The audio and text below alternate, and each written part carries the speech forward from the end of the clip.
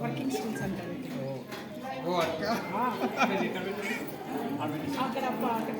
అక్కడ కొంచెం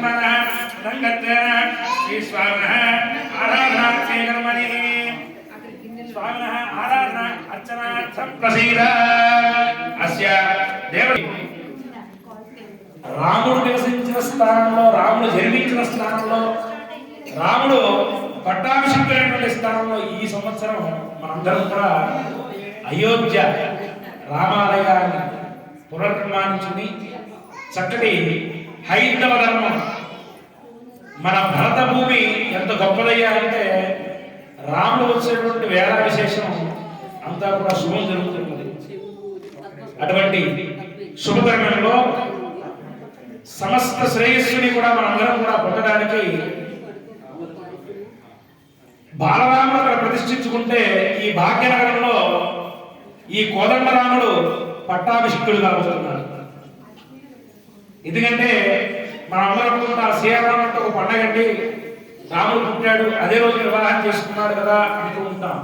కానీ స్వామి శ్రీరామనవమి రోజున అంటే పునర్వసు నక్షత్రం ఉద్భవించినటువంటి వాడు శ్రీరామచంద్రమూర్తి అయితే నవమి రోజున కళ్యాణాన్ని జరిపించుకున్నాడు. కాబట్టి పునర్వసు నక్షత్రం యొక్క నవమి రోజున స్వామి వారికి కళ్యాణ మహోత్సవాలు చేయడం జరుగుతుంది. మరి ఎవరైనా పిల్లలు వచ్చి ఇళ్ళవాడు వేసినటువంటి ప్రశ్నకే మనం సమాధానం చెప్పచ్చు.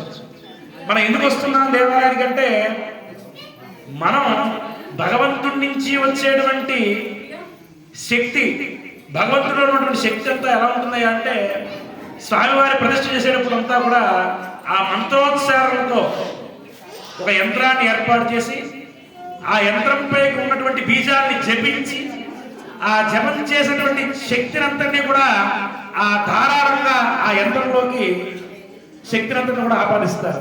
తరువాత దానిపై విగ్రహాన్ని ప్రతిష్ఠించి ఆ యొక్క విగ్రహ రూపంలో ఉన్నటువంటి పరమాత్మని మనం దర్శిస్తాం. అందుకే నేరుగా వెళ్ళి స్వామివారు ఎదురుకుండా నుంచి దండ పెట్టుకుంటా అంటే పంతుగా రూపుకుంటారా తప్పు అంటే ఎదురుగుండా నుంచోకూడదు, పక్కన ఉంచోండి అంటారు. అంటే ఏమిటి?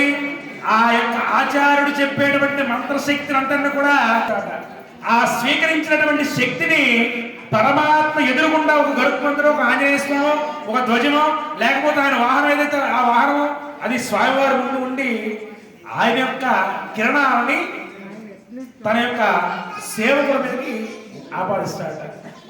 అలా పరమాత్మని యొక్క కిరణాల యొక్క శక్తిని, అంటే భగవంతుడు మంత్రోచ్చారణ ద్వారా వచ్చేటువంటి పాజిటివ్ ఎనర్జీని అంతటి కూడా యంత్ర రూపంలో స్వామి